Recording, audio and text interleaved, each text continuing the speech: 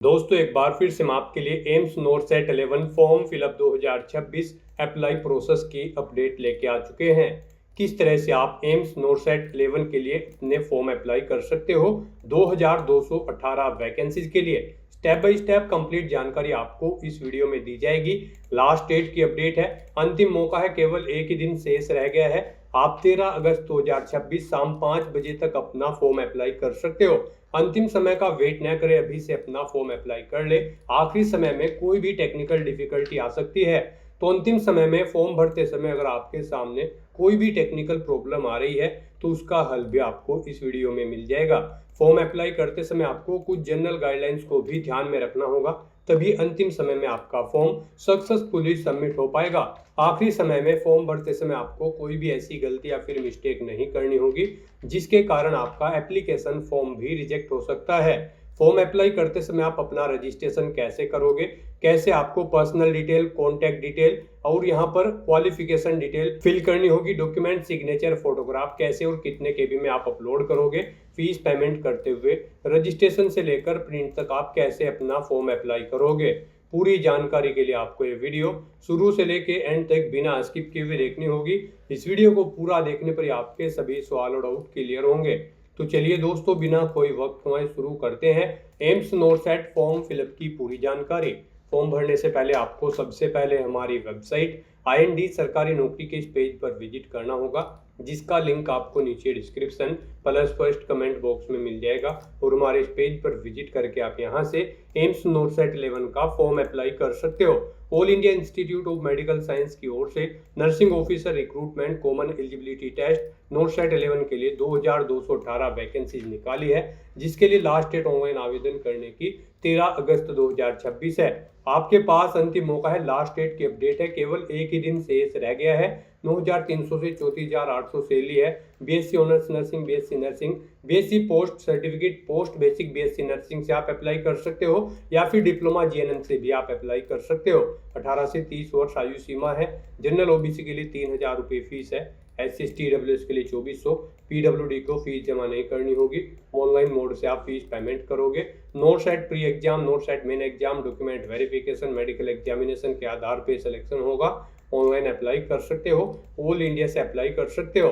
amsexams.ac.in portal से इसकी official website है। इंपोर्टेंट लिंक सेक्शन के अंतर्गत ऑफिशियल नोटिफिकेशन PDF लिंक पर क्लिक करके आप यहां से इसकी PDF डाउनलोड कर सकते हो। यहां पर आने के बाद आपको एडवर्टाइजमेंट की स्टैब पर क्लिक करना होगा। स्टैब पर आप जैसे ही क्लिक करोगे उसके बाद में AIIMS new Delhi and other AIIMS की स्टैब पर आपको क्लिक करना होगा, तो आपके सामने PDF ओपन हो जाएगी। इसमें एलिजिबिलिटी क्राइटेरिया आप यहाँ पर चेकआउट कर ले, जैसे कि qualification, age limit, application fees की जानकारी, इंपोर्टेंट डेट, एग्जामिनेशन की डेट आपको यहाँ पर दे दी गई है, एप्लीकेशन प्रोसेस आपको दिखाया गया है और एज रिलैक्सेशन की भी इंफॉर्मेशन आपको यहाँ पर देखने को मिल जाएगी। फॉर्म अप्लाई करते हुए आपको डॉक्यूमेंट, सिग्नेचर, फोटोग्राफ कैसे और कितने केबी में अपलोड करने होंगे। प्री और मेन एग्जाम के लिए आपको पैटर्न और सिलेबस यहाँ पर topic wise, subject wise detail में प्रोवाइड करा दिया गया है। साथ ही साथ यहाँ पर आपको वैकेंसीज की भी इंफॉर्मेशन दे दी गई है। आप यहाँ से एम्स वाइज, कैटेगरी वाइज भी वैकेंसी चेकआउट कर ले। तो ऑनलाइन आवेदन करने से पहले आपको नोटिफिकेशन की PDF पूरा पढ़ना अनिवार्य है। इसको पूरा पढ़ने से ही आपके सभी सवाल और डाउट क्लियर होंगे। PDF रीड आउट करने के बाद में आपको अप्लाई ऑनलाइन के इस लिंक पर क्लिक करना होगा, तो आपके सामने ऑनलाइन आवेदन करने का ये ऑफिशियल पोर्टल ओपन हो जाएगा। गाइस, यहाँ पर अगर आपने पहले से रजिस्ट्रेशन कर रखा है तो आपको लॉगिन टू अप्लाई की टैब दी गई है, आपको इस पर क्लिक करना है। आपके सामने यहाँ पर लॉगिन का इंटरफेस ओपन हो जाएगा। अब यहाँ पर आने के बाद आपको अपनी कैंडिडेट ID या फिर मोबाइल नंबर एंटर करना है, अपना पासवर्ड आपको एंटर करना है और फिर लॉगिन की स्टेप पर क्लिक करते हुए आपको लॉगिन करके अपना फॉर्म अप्लाई कर लेना है। और गाइज, अगर आप यहाँ पर इस पोर्टल के थ्रू किसी भी भर्ती के लिए फर्स्ट टाइम अप्लाई करने जा रहे हो तो सबसे पहले यहाँ पर आपको अपना रजिस्ट्रेशन करना होगा। उसके लिए आपको यहाँ पर क्रिएट न्यू अकाउंट का ये ऑप्शन दिया गया है, आपको इस पर क्लिक करना है। आपके सामने यहाँ पर आपके रजिस्ट्रेशन का फॉर्म ओपन हो जाएगा। अब यहाँ पर आपको अपने रजिस्ट्रेशन में 4 चीज़ें प्रोवाइड करनी है। सबसे पहले यहाँ पर आपको अपनी कॉन्टैक्ट डिटेल देनी है, उसके बाद यहाँ पर आपको अपना वेरिफिकेशन करना है, फिर आपको अपनी पर्सनल डिटेल देनी है और फिर पासवर्ड क्रिएट करते हुए यहाँ पर आपको अपना रजिस्ट्रेशन कर लेना है। तो सबसे पहले यहाँ पर आपको अपनी कॉन्टैक्ट डिटेल देनी है। इसमें आपको सबसे पहले अपना मोबाइल नंबर एंटर करना है, उसे एक बार फिर से एंटर करके कंफर्म कर लेना है। अपनी ईमेल आईडी आपको एंटर करनी है, उसे भी एक बार फिर से एंटर करके कंफर्म कर लेना है। उसके बाद आपको जनरेट ओटीपी के इस ऑप्शन पर क्लिक करना है। फिर आपके रजिस्टर्ड मोबाइल नंबर और ईमेल आईडी पर ओटीपी आए होंगे, वो ओटीपी आपको यहाँ पर एंटर करने हैं और उसके बाद वेरीफाई टू प्रोसीड के इस ऑप्शन पर क्लिक करते हुए आपको अपना मोबाइल नंबर और ईमेल आईडी वेरीफाई कर लेने हैं। इस तरह से यहाँ पर आपकी कॉन्टैक्ट डिटेल कंप्लीट हो जाएगी। फिर यहाँ पर आपको अपना वेरिफिकेशन करना है।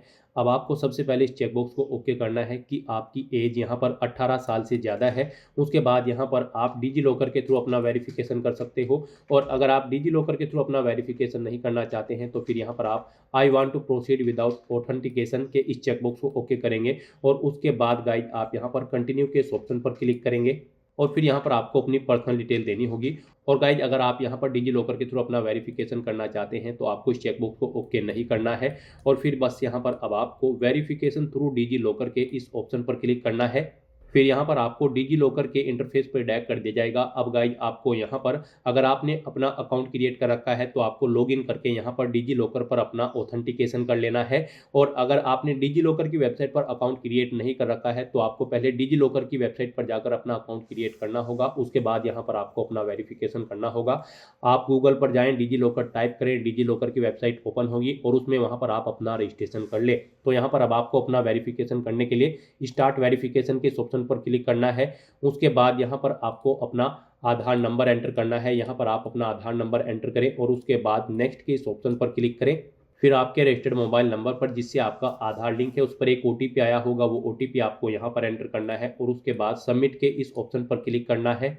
फिर यहाँ पर आपको अपना 6 डिजिट का सिक्योरिटी पिन एंटर करना है जो आपने डिजी लॉकर अकाउंट पर अपना अकाउंट क्रिएट करते समय क्रिएट किया था, वो पिन यहाँ पर आपको एंटर करना है और उसके बाद आपको डन के इस ऑप्शन पर क्लिक करना है। और गाइज अगर आप अपना पिन भूल चुके हो तो फिर यहाँ पर आपको फॉरगॉट माई पिन के इस ऑप्शन पर क्लिक करते हुए अपना पिन रिसेट कर लेना है और उसे यहाँ पर एंटर करते हुए आपको डन करना है। फिर यहाँ पर आपके सामने कुछ इस तरह से इंटरफेस ओपन होगा। अब यहाँ पर आपको इशू डॉक्यूमेंट में इस चेकबॉक्स को ओके करना है और पर्पस बताना है। यहाँ पर आप वेरिफिकेशन सेलेक्ट कर सकते हैं और उसके बाद गाइज आपको अलाउ के इस ऑप्शन पर क्लिक करते हुए अपना वेरिफिकेशन कर लेना है। इस तरह से यहाँ पर आपका वेरिफिकेशन सक्सेसफुली कंप्लीट हो जाएगा। अब गाइज आपको यहाँ पर कंटिन्यू के इस ऑप्शन पर क्लिक करना है। फिर यहाँ पर आपको अपनी पर्सनल डिटेल प्रोवाइड करनी है। यहाँ पर आपकी डिटेल आपके आधार से फैच कर ली गई है वेरिफिकेशन के थ्रू, जैसे कि आपका नाम, आपका फादर का नाम, आपका जेंडर, आपकी डेट ऑफ बर्थ। यहाँ पर अगर आप डिजी लॉकर से अपना डाटा फैच करना चाहते हैं तो आप इस चेकबॉक्स को ओके कर देंगे। ऑटोमेटिकली आपका डाटा आपके डिजी लॉकर अकाउंट प्रोफाइल पर जो डाटा आपने प्रोवाइड कराया है उससे फैच करके यहाँ पर फिल कर दिया जाएगा। और गाइज अगर आप अपनी 10वीं क्लास के अकॉर्डिंग यहाँ पर अपने डेटा की डिटेल देना चाहते हैं तो फिर यहाँ पर आप मैन्युअली एंटर कर सकते हैं अपनी डिटेल। इसे आप चेंज करना चाहते हैं तो आप अपनी 10वीं की मार्कशीट के अकॉर्डिंग यहाँ पर इसमें आप चेंज कर सकते हैं। तो यहाँ पर बस अब आपको अपनी मदर का नाम एंटर करना है। फिर यहाँ पर आपको आपके आधार के अकॉर्डिंग आपका जेंडर ऑटोमेटिकली सिलेक्टेड मिलेगा। आपकी डेट ऑफ बर्थ भी आपको ऑटोमेटिकली यहाँ पर फील्ड मिलेगी। फिर यहाँ पर बस आपको अपना मैरिटल स्टेटस सेलेक्ट करना है, आप मैरिड हो या फिर अनमैरिड। आप इनमें से ऑप्शन सेलेक्ट करें और उसके बाद कंटिन्यू के इस ऑप्शन पर क्लिक कर दें। इस तरह से यहाँ पर आपकी पर्सनल डिटेल का सेक्शन कंप्लीट हो जाएगा। फिर गाइस यहाँ पर आपको अपना पासवर्ड क्रिएट करना है। पासवर्ड के लिए आपको कुछ गाइडलाइन दी गई है। पासवर्ड आपका 8 से 10 कैरेक्टर के बीच में होना चाहिए, अल्फा न्यूमेरिक फॉर्मेट में होना चाहिए। मीन्स आपके पासवर्ड में कम से कम एक अपर केस कैरेक्टर, एक लोअर केस कैरेक्टर, एक इंटीजर नंबर और एक स्पेशल कैरेक्टर जैसे कि @ हैश या फिर डॉलर होना चाहिए। तो इस फॉर्मेट में यहाँ पर आपको अपना कोई एक पासवर्ड एंटर करना है। वही पासवर्ड आपको कन्फर्म पासवर्ड फील्ड में एंटर करना है और उसके बाद गाइज आपको यहाँ पर preview and create an account के स्टेप पर क्लिक करना है। फिर यहाँ पर आपने रजिस्ट्रेशन में जो पीछे अब तक डिटेल प्रोवाइड कराई है उसका पूरा प्रीव्यू आपको शो कर दिया गया है। आपको सभी डिटेल्स केयरफुली चेकआउट करनी है। यहाँ पर आपको एक कैंडिडेट आईडी भी दी गई है, आपको इसे केयरफुली नोट डाउन करके रख लेना है। और गाइस यहाँ पर अब आपको बस इस चेकबॉक्स को ओके करना है। कहीं पर कोई मिस्टेक है तो आप एडिट OTR डिटेल के ऑप्शन पर क्लिक करके एडिट कर सकते हैं। और अगर सभी चीज़ें ओके हैं तो बस यहाँ पर अब आपको सबमिट डिटेल के इस ऑप्शन पर क्लिक करना है। इस तरह से यहाँ पर आपका रजिस्ट्रेशन सक्सेसफुली कंप्लीट हो चुका है। आपकी रजिस्टर्ड ईमेल आईडी पर एक कैंडिडेट आईडी सबमिट की गई है। ये वाली कैंडिडेट आईडी आपको इसे केयरफुली नोट डाउन करके रख लेना है फ्यूचर यूज के लिए। और गाइस यहाँ से आप प्रिंट के ऑप्शन पर क्लिक करके अपने रजिस्ट्रेशन का एक प्रिंट आउट भी ले सकते हैं। और फिर यहाँ पर बस अब आपको लॉग इन टू अप्लाई के इस टैब पर क्लिक करना है। फिर आपके सामने लॉगिन का ये इंटरफेस ओपन हो जाएगा। अब आपको यहाँ पर अपनी कैंडिडेट आईडी या फिर मोबाइल नंबर एंटर करना है, अपना पासवर्ड आपको एंटर करना है जो आपने रजिस्ट्रेशन करते समय क्रिएट किया था। और गाइस फिर आपको यहाँ पर लॉगिन की स्टेप पर क्लिक करते हुए अपने डैशबोर्ड में लॉगिन कर लेना है। लॉगिन करने के बाद आपके सामने आपका डैशबोर्ड कुछ इस तरह से शो होगा। अब यहाँ पर आपको नोरसेट 11 का फॉर्म अप्लाई करने के लिए ऐड न्यू एप्लीकेशन के इस ऑप्शन पर क्लिक करना है। नेक्स्ट आपके सामने कुछ इस तरह से इंटरफेस ओपन होगा। अब यहाँ पर आपका फॉर्म स्टार्ट हो चुका है। आपको यहाँ पर इन स्टेप्स को कंप्लीट करते हुए अपना फॉर्म फिल करना है। गाइस यहाँ पर सबसे पहले आपको अपनी बेसिक डिटेल प्रोवाइड करनी है। यहाँ पर आपको आपकी कुछ डिटेल ऑटोमेटिकली फिल मिलेगी, जैसे कि आपके फादर का नाम, आपकी मदर का नाम, आपके जेंडर की डिटेल, या आपके रजिस्ट्रेशन से फैच कर ली गई है डिटेल्स। अब यहाँ पर आपसे पूछा गया है कि क्या आप PWBD कैंडिडेट हैं। अगर हैं तो आप यहाँ पर येस ऑप्शन सेलेक्ट करेंगे, इस चेकबॉक्स को ओके करेंगे, आई एग्री के कन्फर्म के इस ऑप्शन पर क्लिक करेंगे। फिर यहाँ पर आपसे पूछा गया है कि क्या आप एग्जाम पीरियड के दौरान कौन सी फैसिलिटी यहाँ पर लेना चाहते हैं, वो आप सिलेक्ट करें। आपकी PWBD की परसेंटेज कितनी है वो आप सिलेक्ट करें, और आप किस कैटेगरी के अंतर्गत आते हैं PWBD में वो यहाँ पर आप सिलेक्ट कर लें। इस तरह से यहाँ पर आपको अपनी डिसेबिलिटी की डिटेल देनी होगी। और अगर आप यहाँ पर PWBD कैटेगरी कैंडिडेट नहीं हैं तो आप सिंपली नो ऑप्शन सेलेक्ट कर लेंगे। फिर गाइस यहाँ पर आपको अपनी कैटेगरी की डिटेल देनी है। यहाँ पर आप अपनी कैटेगरी सिलेक्ट करें, जिस कैटेगरी से आप बिलोंग करते हैं। अगर आप रिजर्व कैटेगरी से बिलोंग करते हैं तो यहाँ पर आप अपना कास्ट सर्टिफिकेट अपलोड करेंगे। आपका इस सर्टिफिकेट यहाँ पर PDF फॉर्मेट में होना चाहिए। 2 MB से कम आपके इस सर्टिफिकेट का साइज होना चाहिए। तो अपना कास्ट सर्टिफिकेट अपलोड करने के लिए आपको क्लिक है टू अपलोड योर डॉक्यूमेंट में इस ऑप्शन पर क्लिक करना है, फाइल को सिलेक्ट कर लेना है और अपना कास्ट सर्टिफिकेट यहाँ पर आपको अपलोड कर देना है। इस तरह से यहाँ पर आप अपनी कैटेगरी की डिटेल देंगे। अनरिजर्व कैटेगरी कैंडिडेट होंगे तो फिर आपको अपना कोई सर्टिफिकेट अपलोड नहीं करना है। फिर यहाँ पर आपको अपनी नेशनलिटी सिलेक्ट करनी है। उसके बाद आपको डोमासाइल स्टेट, यानी कि जिस स्टेट का आपके पास डोमासाइल है वो स्टेट यहाँ पर आपको सिलेक्ट कर लेना है। अपना एक ID प्रूफ यहाँ पर आपको कोई सिलेक्ट करना है, जैसे कि पासपोर्ट, आधार, पैन, ड्राइविंग लाइसेंस। आप अपने अकॉर्डिंग कोई भी ID प्रूफ सिलेक्ट करें, उसका नंबर यहाँ पर आप एंटर करें। फिर आपसे पूछा गया है कि क्या आप EX सर्विसमैन कैंडिडेट हैं या फिर कमीशन ऑफिसर कैंडिडेट हैं। अगर हैं तो आप येस ऑप्शन सिलेक्ट करेंगे और फिर यहाँ पर आप अपनी सर्विस की डिटेल देंगे, जैसे कि यहाँ पर आपको किस आर्म फोर्सेस में आप कार्यरत थे उसका नाम देना है। फिर किस डेट से आपने सर्विस स्टार्ट की थी वो डेट आपको सिलेक्ट करनी है। कब एंड हुई है वो डेट आपको सिलेक्ट कर लेनी है। इनके अकॉर्डिंग यहाँ पर आपकी सर्विस की लेंथ कैलकुलेट करके आपको शो कर दी जाएगी। और गाइस अगर आप एक सर्विसमैन या फिर कमीशन ऑफिसर कैंडिडेट नहीं है तो आप सिंपली नो ऑप्शन सिलेक्ट करेंगे।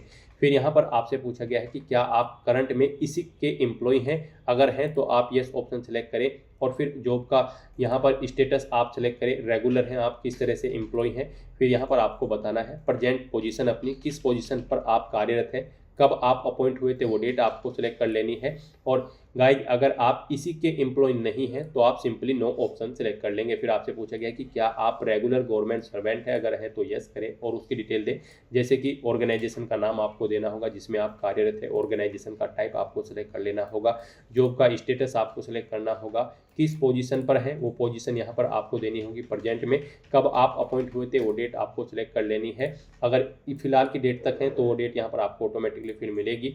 इन डेट्स के अकॉर्डिंग यहाँ पर आपकी सर्विस की लेंथ कैलकुलेट करके आपको शो कर दी जाएगी। और गाइज अगर आप गवर्नमेंट सर्वेंट भी नहीं है तो आप सिंपली नो ऑप्शन सिलेक्ट कर लेंगे। फिर आपसे पूछा गया कि क्या आप कॉन्ट्रेक्चुअल एम्प्लॉय हैं एम्स में, अगर हैं तो आप येस ऑप्शन सिलेक्ट करेंगे और फिर यहाँ पर आप कॉन्ट्रेक्चुअल डेट अपॉइंटमेंट की सिलेक्ट करेंगे, कब तक आपने यहाँ पर सर्विस की है वो डेट आप सिलेक्ट करेंगे। इन डेट के अकॉर्डिंग आपकी सर्विस की लेंथ कैलकुलेट करके आपको शो कर दी जाएगी। और अगर आप कॉन्ट्रेक्चुअल एम्प्लॉय नहीं है एम्स में तो आप सिंपली नो ऑप्शन सिलेक्ट करेंगे। फिर यहाँ पर आपको अपना मैरिटल स्टेटस बताना है, आप मैरिड हो या फिर अनमैरिड है, आप अपने अकॉर्डिंग ऑप्शन सेलेक्ट करें। आपको आपकी डेट ऑफ बर्थ ऑटोमेटिकली फिर मिलेगी जो कि आपके रजिस्ट्रेशन से फैच कर ली गई है।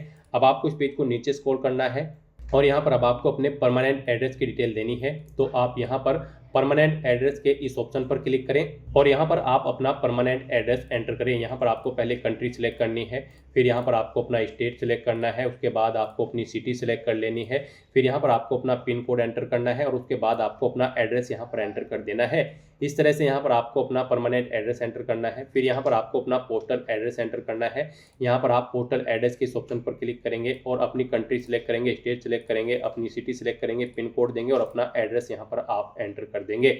इस तरह से यहाँ पर आपको अपना परमानेंट एड्रेस और पोस्टल एड्रेस देने हैं, और अगर आपका पोस्टल एड्रेस आपके परमानेंट एड्रेस के अकॉर्डिंग सेम है तो आप इस चेकबॉक्स को ओके कर देंगे। ऑटोमेटिकली आपका पोस्टल एड्रेस आपके परमानेंट एड्रेस के अकॉर्डिंग यहाँ पर फिल हो जाएगा।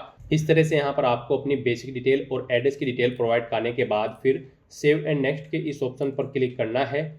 नेक्स्ट यहाँ पर आपको अपनी क्वालिफिकेशन और रजिस्ट्रेशन की डिटेल प्रोवाइड करनी है। गाइस, यहाँ पर नोटसेट 11 में पार्टिसिपेट करने के लिए आपके पास बीएससी ऑनर्स नर्सिंग या फिर बीएससी नर्सिंग की डिग्री होनी चाहिए, या फिर बीएससी पोस्ट सर्टिफिकेट या फिर पोस्ट बेसिक बीएससी नर्सिंग यहाँ पर आपके पास होनी चाहिए, और आपका रजिस्ट्रेशन होना चाहिए as a nurse and midwife किसी स्टेट या फिर इंडियन नर्सिंग काउंसिल में। और अगर आपके पास ये डिग्री नहीं है तो फिर आपके पास यहाँ पर डिप्लोमा होना चाहिए जीएनएम का, प्लस आपका रजिस्ट्रेशन होना चाहिए यहाँ पर as a nurse and midwife किसी स्टेट या फिर इंडियन नर्सिंग काउंसिल में, और आपको यहाँ पर कम से कम 2 साल का एक्सपीरियंस होना चाहिए 50 बेडेड हॉस्पिटल में अगर आपके पास जीएनएम का डिप्लोमा है।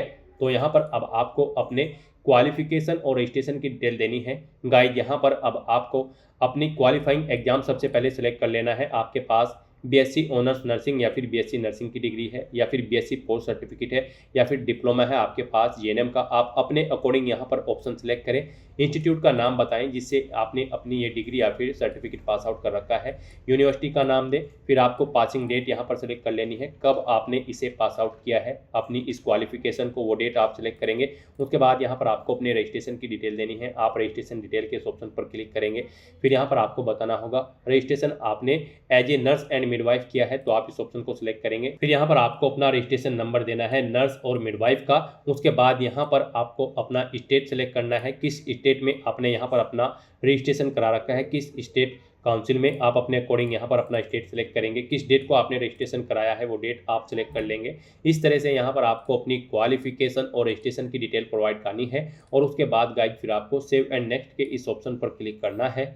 नेक्स्ट यहाँ पर आपको अपने एक्सपीरियंस की डिटेल प्रोवाइड करनी है। गाइस, यहाँ पर आपसे पूछा गया है कि क्या आपको यहाँ पर वर्क एक्सपीरियंस है। अगर आपके पास जीएनएम का डिप्लोमा है तो फिर आपको 2 साल का एक्सपीरियंस होना रिक्वायर्ड है, कम से कम 50 बेडेड हॉस्पिटल में एज ए नर्स या फिर मिडवाइफ के तौर पर।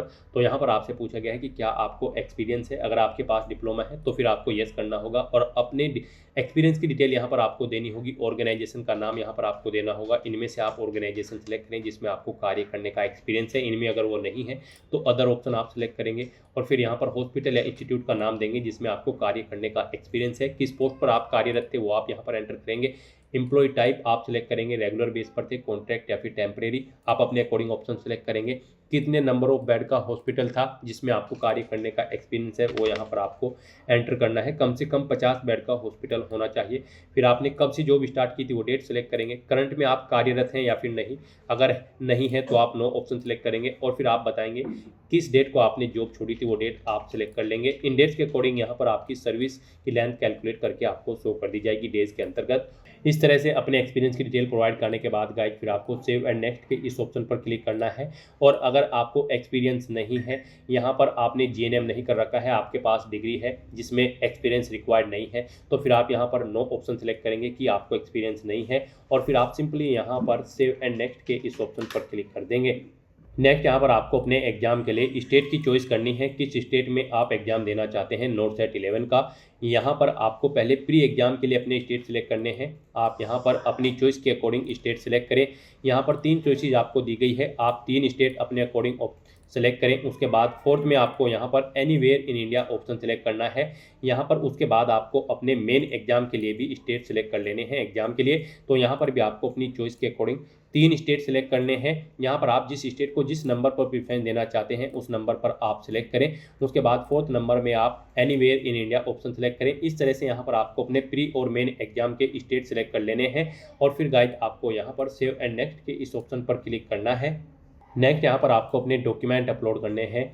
गाइड यहाँ पर आपको अपना नो ऑब्जेक्शन सर्टिफिकेट अपलोड करना होगा। अगर आप कार्यरत है, आपको एक्सपीरियंस है, तो यहाँ पर आप अपना नो ऑब्जेक्शन सर्टिफिकेट अपलोड करेंगे, और अगर आपको एक्सपीरियंस रिक्वायर्ड नहीं है तो फिर आप इस सर्टिफिकेट को अपलोड करें या न करें कोई फ़र्क नहीं पड़ेगा। और अगर आपको एक्सपीरियंस था तो फिर आपको ये अपलोड करना होगा। आपका ये डॉक्यूमेंट PDF फॉर्मेट में होना चाहिए, 2 MB से कम होना चाहिए। अगर आप इसे अपलोड कर रहे हैं, आप यहाँ पर click here to upload your document के इस ऑप्शन पर क्लिक करेंगे, फाइल को सेलेक्ट करेंगे और अपना ये डॉक्यूमेंट यहाँ पर अपलोड कर देंगे। उसके बाद आपको अपना पासपोर्ट साइज फ़ोटो यहाँ पर अपलोड करना है। आपका फ़ोटो यहाँ पर जेपीजी, जेपीईजी, डब्ल्यूईबीपी या फिर पीएनजी फॉर्मेट में होना चाहिए। 2 MB से कम इसका साइज होना चाहिए। 6 महीने से ज़्यादा पुराना आपका फ़ोटो नहीं होना चाहिए।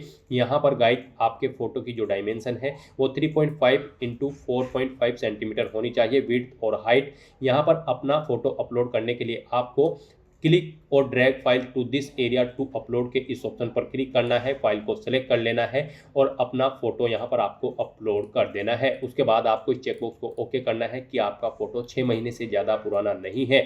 उसके बाद गाइज आपको अपने सिग्नेचर अपलोड करने हैं। आप अपलोड सिग्नेचर किस ऑप्शन पर क्लिक करेंगे, इसके लिए भी आपको गाइडलाइन दी गई है। आपके सिग्नेचर भी यहाँ पर 2 MB से कम होने चाहिए और यहाँ पर आपके अपने सिग्नेचर होने चाहिए। आपको एक बॉक्स यहाँ पर ड्रॉ करना है जिसकी विड्थ और हाइट यहाँ पर 6x3 सेंटीमीटर होनी चाहिए। विड्थ 6 सेंटीमीटर और हाइट 3 सेंटीमीटर होनी चाहिए उस बॉक्स की। उसमें आपको अपने सिग्नेचर करने हैं। ब्लैक या फिर ब्लू इंक पेन से आपको यहाँ पर अपने सिग्नेचर करने हैं एक वाइट पेपर पर। यहाँ पर आपको कैपिटल लेटर्स में अपने सिग्नेचर नहीं करने हैं। तो यहाँ पर अपने सिग्नेचर अपलोड करने के लिए आपको इस ऑप्शन पर क्लिक करना है, क्लिक और drag file to this area to upload.